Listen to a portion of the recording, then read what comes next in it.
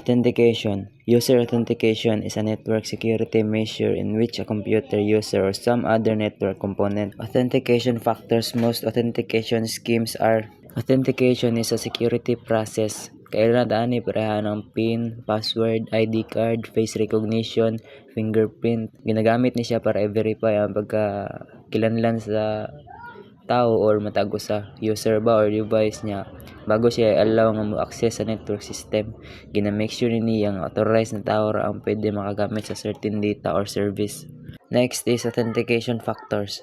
Most authentication schemes are based on the use of one or more authentication factors. You can combine these authentication factors for multi-factor authentication. The factors include is something you know, such as password, something you have, such as a key or an ID card, something you are, including physical characteristics, such as fingerprint. Na 3 main type of authentication factors. The first one kay dapat kabalo ka pareha sa password o PIN.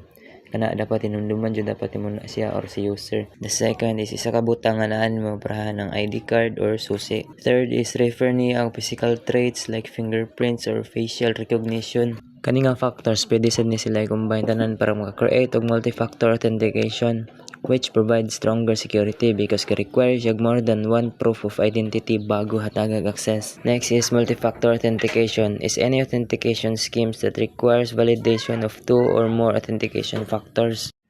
Ang multi-factor authentication or MFA kay isa ka pamaagi sa security nga require sa user na mag-provide og 2 or more types of identification bago maka-access sa system. This makes it safer kay bisag makuha nila ang isa ka factor daghan sa pagkulang na dapat i-identify nila. Next is password management based on practices. You should always change any default password to strong password to protect your computer and data. A strong password is one that cannot be easily guessed by others and often referred to a complex password. Password management is important para safe imong computer o mga personal data.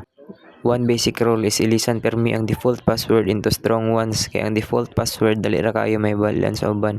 Para maka-create kag strong password dapat at least 7 characters and include a mix of uppercase letter, lowercase letter, numbers, and symbols. And kung mag-ilis kag password, make sure jud dapat nimo nga lahi ra siya sa pinakauna nimo nga password and dili ka mo gamit og mga common words parehas ang mga name, username, or anything related sa imo kay dali ra kayo na matagnaan. Next is cloud storage best practices.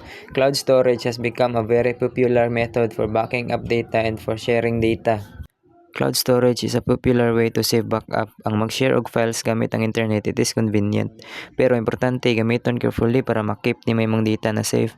Kung mo gamit kag cloud storage, dapat magunahon na jud kag tarong kung unsay mong i-imbak nidto, especially kung ang information kay personal or sensitive. You should also think about using encryption, which help protect your files para authorized people ra ang maka-access sa imong files. Next is health concern of computer use. Users are important in any information system, so protecting them is as important as protecting hardware, software, and data. Computer use can cause health risk, so users should take preventive measures and maintain a healthy environment. Sa paggamit sa computer, dili lang kay ang hardware, software, and data ang need i-protect, apil na ang user. Sa paggamit sa computer, like ma-overuse ka, pwede maapektuhan sa imong mata or sa imong likod nga magsakit. Dapat kabalo ka unsa ang preventive measures and healthy environment in using it, like proper posture sa paglingkod while using computers and limpyo ang palibot to avoid irritations. Next is ergonomics. Ergonomic studies how workplace setup affect health, safety, and productivity. OSHA sets guidelines and equipment like chairs, keyboards, and monitors should be adjustable to fit users properly. Ergonomics is ginabuhat siya para ma-comfortable ta sa workplace. So ang mga workplace na sila seminar like OSHA, especially sa medical field. OSHA means Occupational Safety and Health Administration. Pinadiscuss nila kung unsay mga guidelines sa mga equipments, environment sa workplace if fit sa users properly. According sa akong partner, ilang doktor sa work and one staff nag-attend aning OSHA kay nag-work siya sa medical field and dagdag mga protocols na gina-follow after seminar na dapat i-apply sa workplace. Next is ergonomic best practices. Follow ergonomic practices depending on the devices used.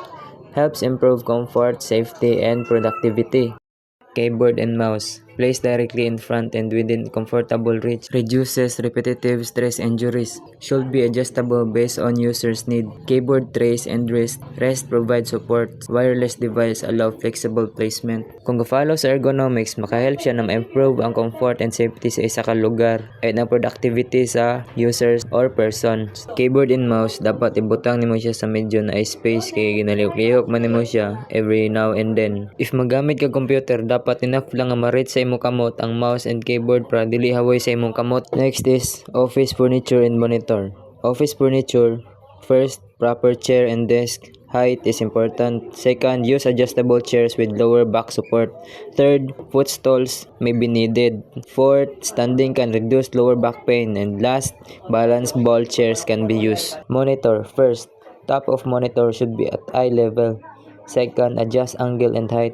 The last is use a stand if needed. Ang proper chair nga ginagamit sa office is katong pwede ma-adjust din na isang liganan sa likod para support din na iligid sa ilalim. Then ang desk dapat hard siya like made of metal or hardwood. Tapos na space sa tunga or sa ilalim nga maigo imong tiil or paa. Then dapat sakto ra ang kataas para pag magkatubang ka sa monitor, dili ka maghangad or dili ka magduko. Then ayaw permi og lingkod pag magkatubang ka sa computer. Tindog pud panagsa para dili ka magka-backpain ug ma-relax ka dali ang mata. Ang viewing distance dapat sa monitor kay 18 degree to 24 degree. Next is green computing. First, reduces electricity and environmental waste. Second, avoid wasting electricity and paper.